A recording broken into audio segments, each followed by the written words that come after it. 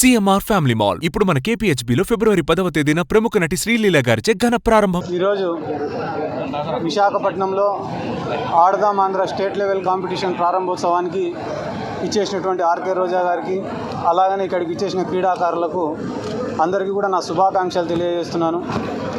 నేను SAAP chairman అయిన తర్వాత, రోజమ్మ స్పోర్ట్స్ మినిస్టర్ అయిన తర్వాత క్రీడలకు సంబంధించి అనేక రకమైన మార్పులను తీసుకొని రావడం జరిగింది. అసోసియేషన్స్ని కూర్చోబెట్టి వారి యొక్క సమస్యలను తెలుసుకొని వాటి యొక్క పరిష్కారం కోసం కృషి చేయడం జరిగింది. అంతేకాకుండా మేము ఛార్జ్ తీసుకునే రోజు నుంచి ఈ రోజు వరకు అనేక రకమైన టోర్నమెంట్స్ని నిత్యం ఆర్గనైజ్ చేస్తూనే ఉన్నాం. అది సీఎం కప్ కావచ్చు, జగనన్న క్రీడా సంబరాలు కావచ్చు, శాప్ లీగ్స్ కావచ్చు, అదే రకంగా ఈరోజు ఆడదాం ఆంధ్ర కావచ్చు, జగనన్న క్రీడా సంబరాలు కావచ్చు, ఏదో ఒక టోర్నమెంట్తో నిత్యం క్రీడాకారులకు ఒక యాక్టివిటీని అంటూ ఏర్పాటు చేస్తూనే ఉన్నాం. అంతేకాకుండా ఇప్పటి వరకు 2 సార్లు నేషనల్ టోర్నమెంట్స్కి ఎవరైతే పిల్లలు వెళ్ళినారో, అట్లా అహ్మదాబాద్ కావచ్చు, ఇటు గోవా కావచ్చు, వెళ్ళిన ప్రతి ఒక్క క్రీడాకారుడికి కూడా శాప్ తరఫున సపోర్ట్ ఇవ్వడం జరిగింది. ఎవరైతే క్రీడాకారులు క్రీడలే జీవితంగా బతికినారో, వాళ్ళు మాకు ఎట్లా రావు, ఉద్యోగాలు లేవు, మా ఆర్థిక పరిస్థితి బాగాలేదు అని చెప్పి బాధపడుతూ వచ్చినారో, అటువంటి వాళ్ళకందరికీ కూడా 2500 మందికి సచివాలయాల్లో ఉద్యోగాలు ఇవ్వడమే కాకుండా, ఎవరైతే ఇంటర్నేషనల్ మెడలిస్టులు ఉన్నారో వాళ్ళకి గ్రూప్ 1 ఉద్యోగాలు కూడా ఇచ్చింది వైఎస్ జగన్మోహన్ రెడ్డి గారే. ఎవరైతే పేద క్రీడాకారులు ఉన్నారో ఆ పేద క్రీడాకారులను ఆదుకోవాలనే ఉద్దేశంతో వాళ్ళకు ఫైనాన్షియల్ అసిస్టెన్స్లు ఇవ్వడం కానీ, అంతేకాకుండా వాళ్ళకు క్యాష్ ఇన్సెంటివ్స్ ఇవ్వడం కానీ, ఇట్లా ఎన్నో కార్యక్రమాలు చేసుకుంటూ క్రీడలను కూడా అభివృద్ధి చేసుకుంటూ వెళ్తున్నాం. ఆఫ్టర్ కోవిడ్ కరోనా వచ్చిన తర్వాత దాదాపుగా సంవత్సరంన్నర రోజులు రాష్ట్రంలో ఉన్న అన్ని క్రీడా మైదానాలు కానీ క్రీడలు కానీ పూర్తిగా మూతపడిన సంగతి అందరికీ తెలిసిందే.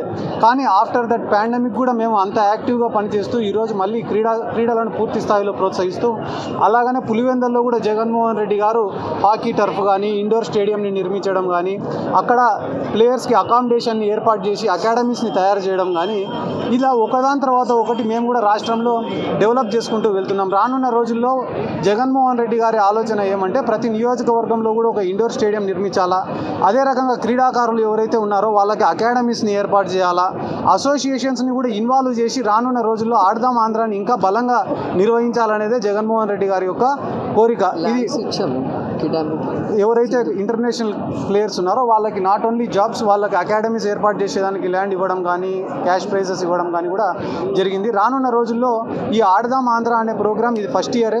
రానున్న రోజుల్లో ఇట్లా అసోసియేషన్స్ని కూడా కలుపుకొని ఇంకా పకడ్బందీగా నిర్వహించాలా.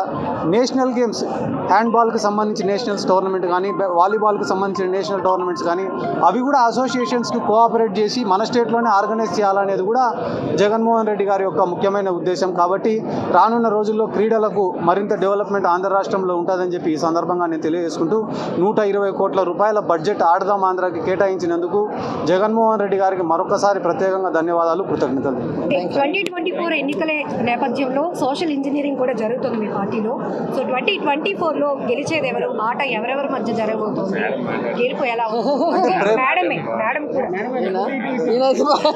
అంటే ప్రెసెంట్ అయితే మా స్టేట్లో ఒకటే టీమే ఉంది, రెండో టీం కోసం వెయిట్ చేస్తున్నాం. ఒకే ప్రశ్న 2 ఆన్సర్లు ఎక్స్పెక్ట్ చేస్తున్నారు, చెప్పారు కదా బాయ్స్ ప్లీజ్. జగన్మోహన్ రెడ్డి గారు మేనిఫెస్టో ఆల్రెడీ అమలు చేయడం జరిగింది. చేసిన మంచి గురించి చెప్పుకుంటూ వెళ్తూ సిద్ధం అనే కార్యక్రమాలను ఏర్పాటు చేయడం జరిగింది.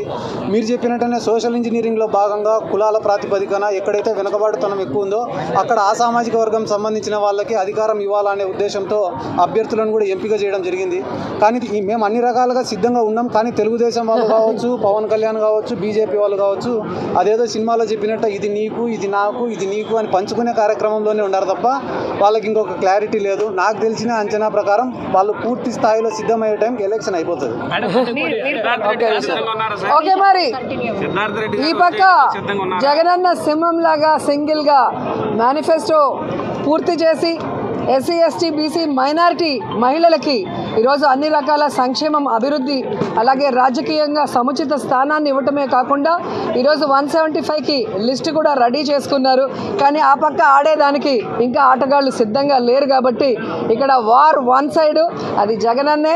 Second time 2024 Jagananna once more అంటూ ఈ రాష్ట్ర ప్రజలందరూ కూడా సిద్ధంగా ఉన్నారన్న విషయాన్ని తెలుసుకోవాలి. మేడం, కొంతమంది మంత్రి స్థాయి వ్యక్తులు ఇంకా ఎక్కడ పోటీ చేస్తారు అనే ఒక క్లారిటీ లేదు. నగర ప్రజలతో పాటు రోజా గారి అభిమానులు కూడా వెయిట్ చేస్తారు. చేస్తున్నారు, మా మేడం ఎక్కడి నుంచి పోటీ చేస్తున్నారని ఏం క్లారిటీ ఇవ్వదలుచుకున్నారు? ఎవరెవరికైతే కన్ఫామ్ అయిందో వాళ్ళ పేర్లు ఇంతవరకు అనౌన్స్ చేయలేదు. ఓన్లీ మార్పులు చేర్పులు మాత్రమే అనౌన్స్ చేశారన్న విషయం మీరు తెలుసుకోవాలి. సో 175కి 175 లిస్టు రెడీగా చేసేసారు జగన్ గారు, అది అందరికీ తెలిసిన విషయం. మేడం మేనిఫెస్టో అంతా అమలు చేసామంటున్నారు కదా, అంటే మద్య నిషేధం ఎక్కడ అమలు చేయలేదు, అలాగే సిపిఎస్ రద్దు చేస్తామన్నారు 1 వీక్లో, అది మీకు చదువుకోవడం రాకపోతే మేనిఫెస్టో మరొకసారి చదువుకుంటే బాగుంటుంది. మద్య నిషేధం మద్యపాన నియంత్రణ అనేది చెప్పారు. దాని ప్రకారమే ఏదైతే మీ చంద్రబాబు నాయుడు గారు పెట్టిన 44,000 బెల్ట్ షాపుల్ని రిమూవ్ చేయడమే కాకుండా ఈరోజు లిక్కర్ని గవర్నమెంట్ షాప్స్కి డైవర్ట్ చేసి టైమింగ్ని తక్కువ చేసి ఈరోజు ఎక్కడ పడితే అక్కడ లిక్కర్ దొరకకుండా పేదవాడిని కాపాడుతూ వాడు సంపాదించిన ప్రతి రూపాయి ఇంటికి వెళ్ళే విధంగా చేస్తున్న విషయాన్ని మీరు గుర్తు చేసుకోవాలని కూడా ఈ సందర్భంగా తెలియజేసుకుంటున్నాను.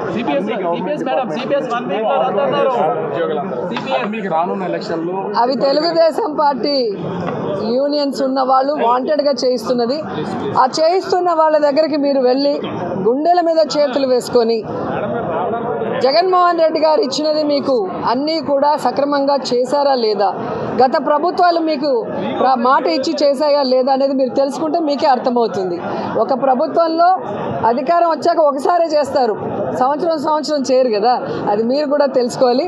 కాబట్టి ఎవరు ఎన్ని గొడవలు ఎలక్షన్ ముందు పెట్టించినా కూడా వారి గుండెల్లో ఏదైతే యూనియన్కి భయపడి అక్కడికి వచ్చి కూర్చున్న వాళ్ళకి గుండెల్లో కూడా జగన్మోహన్ రెడ్డి గారే ఉన్నారు, జగన్ అన్నకే వాళ్ళు ఓట్లు వేస్తారు.